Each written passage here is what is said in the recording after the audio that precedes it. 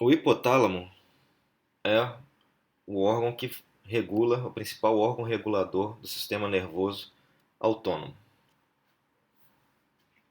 E é importante que vocês estudem sobre a relação do nosso comportamento, das nossas emoções, das nossas memórias com o hipotálamo e a sua regulação ao sistema nervoso autônomo, o que isso acarreta. Outras diferenças importantes, voltando para as diferenças entre o sistema simpático e parasimpático. Percebam que a origem do sistema simpático é nos segmentos, ela ocorre nos segmentos torácicos e lombares altos. Vai de T2, vai de T1 a L2. Essa é a origem do sistema simpático. A origem. Enquanto que a origem do sistema parasimpático, ela é crânio-sacral. Então ela envolve núcleos do terceiro, do sétimo, do nono e décimo nervos cranianos. Enquanto que e os segmentos sacrais, de S2 a S4. E o torácico, repetindo, vai de T1 a L2. Lembre-se da coluna lateral do H medular. A coluna lateral é a origem do sistema nervoso simpático. Notem que há uma cadeia ou um tronco formado por gânglios localizados lateralmente à coluna vertebral. Esse é o tronco simpático. O tronco simpático é formado por gânglios localizados na região paravertebral que se comunicam por ramos interganglionares, formando uma coluna ou um tronco, conhecido como tronco simpático, que ele vai desde a base do crânio até a região sacral. Um resumo, uma tabela do livro de vocês, contendo o resumo da diferença anatômica e farmacológica do sistema simpático e parasimpático. Alguns detalhes específicos da anatomia do sistema simpático. Percebam a sua origem aqui na coluna lateral. E vocês devem conhecer a estrutura do tronco simpático, formado por gânglios conectados por ramos interganglionares. E esse tronco simpático está conectado ao nervo espinhal por ramos comunicantes brancos e cinzentos. O que forma os ramos comunicantes brancos?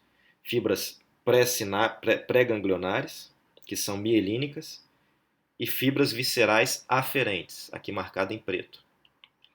Por isso que são brancos, enquanto que os ramos comunicantes cinzentos, por serem compostos por fibras pós-ganglionares, amielínicas, adquirem essa coloração cinzenta.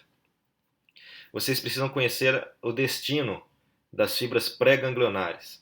Elas podem fazer sinapse em gânglios do tronco simpático de mesmo nível, de níveis diferentes, ou de gânglios não localizados no tronco simpático, mas sim na região anterior à coluna vertebral, portanto conhecidos como gânglios pré-vertebrais. Então esses são os três trajetos possíveis das fibras pré-ganglionares.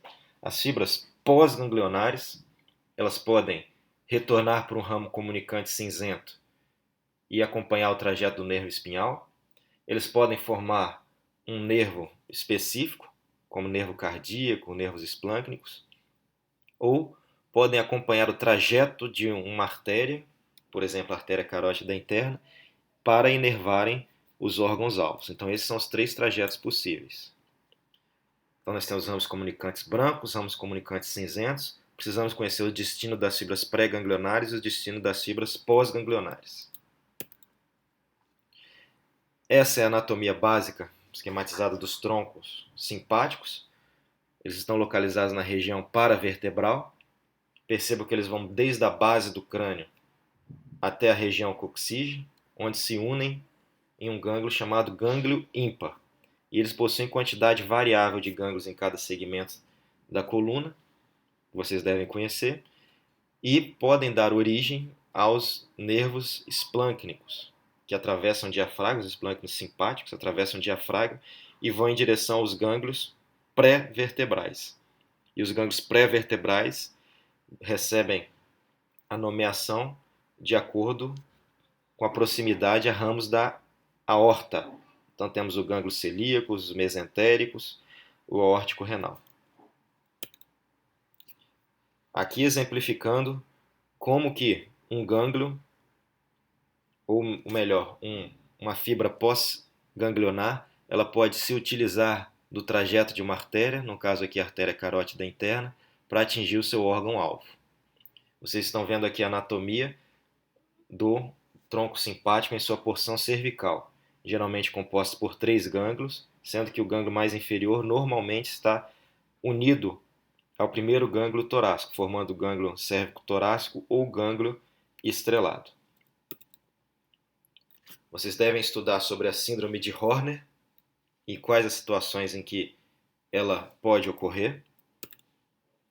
E com relação à anatomia da parte parasimpática do nervoso autônomo, volto a dizer que ela tem origem considerada crânio-sacral, relacionada ao terceiro nervo craniano, ao sétimo, ao nono e ao 10º nervo craniano. É necessário que vocês conheçam os gânglios relacionados a cada um desses nervos. O gânglio ciliar, relacionado ao terceiro nervo, os gânglios ptérigo-palatino e submandibular, relacionados ao 7º nervo, e o gânglio óptico, relacionado ao 9º nervo craniano. E as origens sacrais entre os segmentos S2 e S4.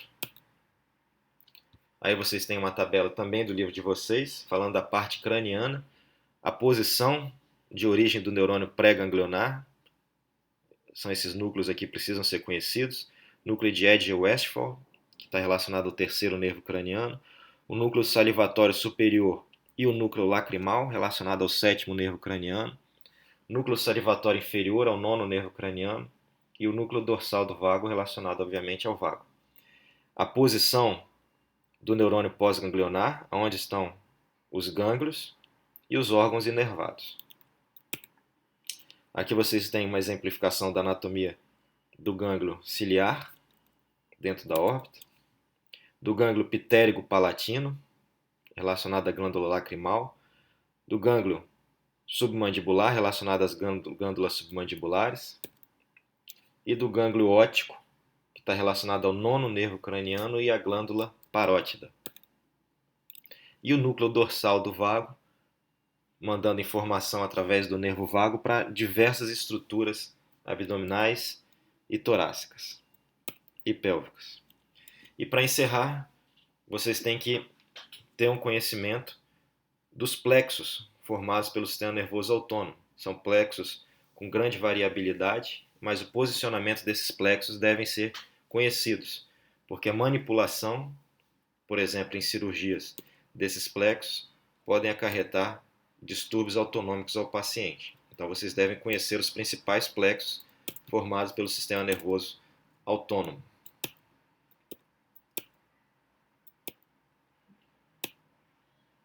E para encerrar, uma tabela comparando as divisões simpáticas e parasimpáticas do sistema nervoso autônomo.